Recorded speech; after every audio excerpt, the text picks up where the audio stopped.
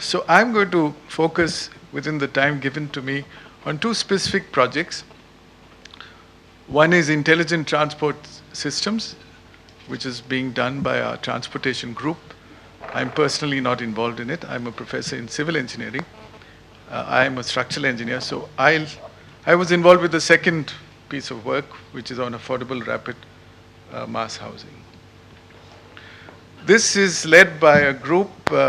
Professor R. Shivanandan leads this team, and the future of cities really needs ITS. We have at IIT Madras a Center of Excellence in Urban Transport, sponsored by the Ministry of Urban Development, Government of India. This was started in 2009. There are 4 focus areas. The first and the most important being ITS. Second is Advanced Urban Transportation Systems Planning. The third is Urban Transportation Infrastructure Management. And the fourth is Congestion Management and Road Safety. There is a website given here. Those of you who are interested could look up for details of that website. We interact with also many other institutions, especially in South India. We have an ITS lab, a very sophisticated lab, which does traffic monitoring. Real-time streaming of traffic videos are shown here, are available. It's a state-of-the-art laboratory, and we believe it's probably the first in this country in an academic institution. We have all kinds of equipment available. GPS, more than 100 GPS have been actually loaded in buses in Chennai MTC. We have various kinds of sensors, both camera-based sensors and infrared sensors, sound-based sensors. We also have installed something called a loop detector, which can actually count the number of traffic that travel across a road section, as well as identify the type of traffic. We have different types of software. The purpose is to analyze the traffic data and to facilitate urban transportation planning. So this is a loop detector, which is actually something that has to be installed on the road. We've done this very effectively, and it actually measures the type of vehicle that goes through. There's a signature for each type of vehicle, and you get the actual traffic data live. And this can be used to estimate, for example, the bus arrival time prediction systems using real live data using GPS. This is actually being done in Chennai with the help of the corporation. So you clearly know when the next bus is going to arrive based on actual data.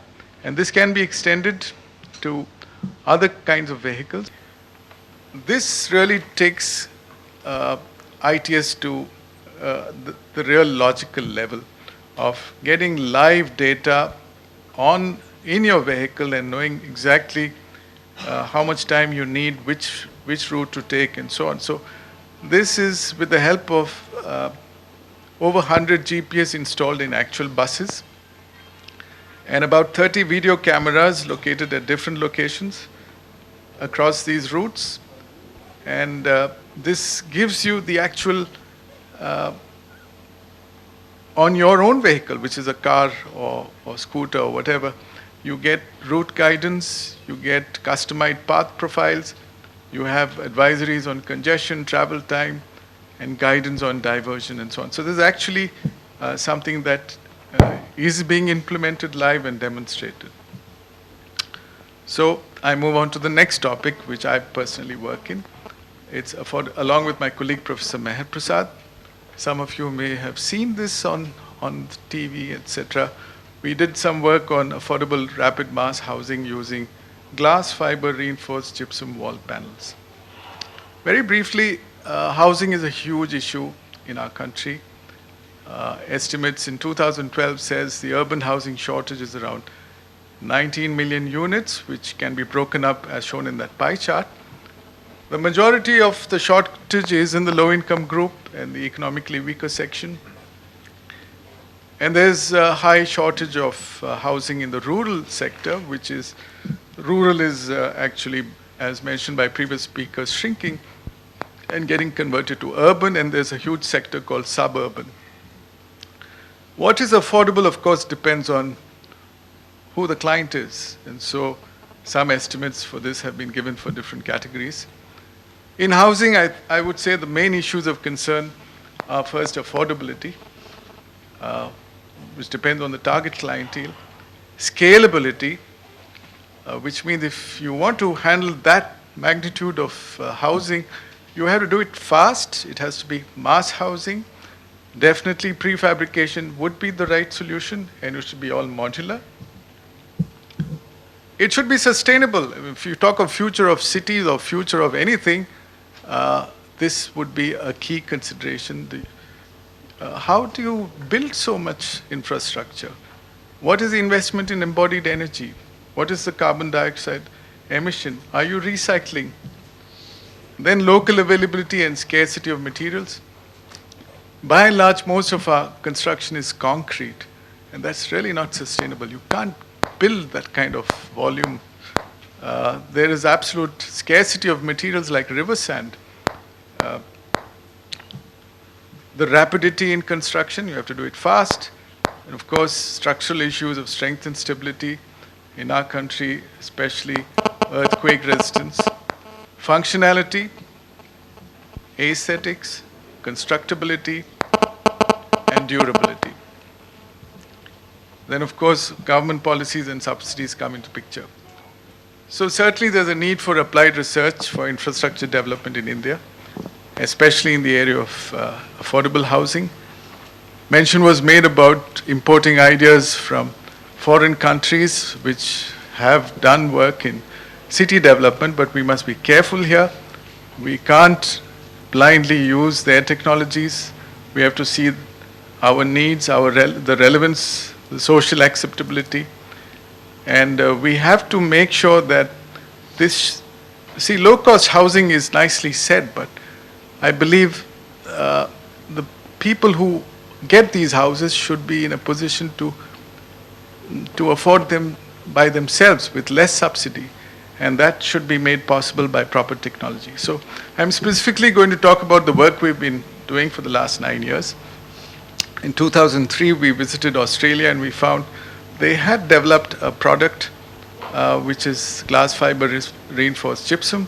Gypsum fundamentally has been used for many years, but the gypsum board used in partition walls are brittle, they are water absorbing, they are not strong. So this is an invention which overcomes those shortcomings. It's got glass fiber embedded in it. It's thick.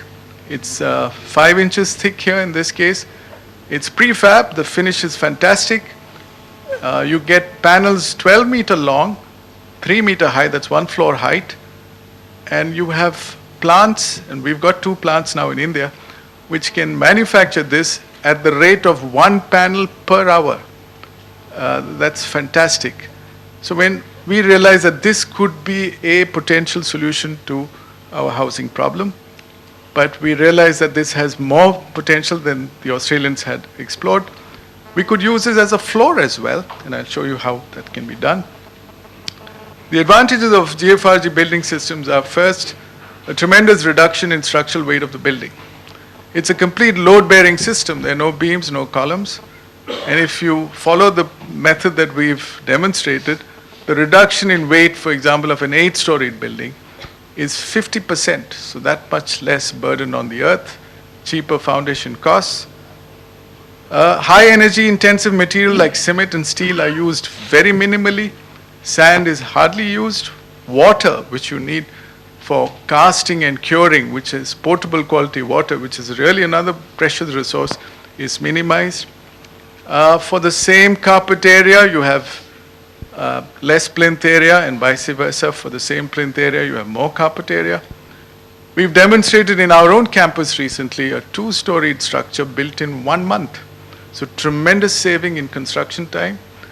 reduction in CO2 emission, efficient use of an industrial waste product, because the gypsum used here is industrial waste gypsum. Huge volumes of them are piled up, the output of fertilizer industry, but any kind of gypsum could be used. So that makes it really sustainable. It's suitable for affordable mass housing. It's really a load-bearing system. It used to be called Rapid Wall in Australia, but we don't want to use that name because its actual name would be GFRG, glass fiber reinforced gypsum. And it's not only Rapid Wall, it's Rapid Floor, and that's the invention IIT Madras has brought in.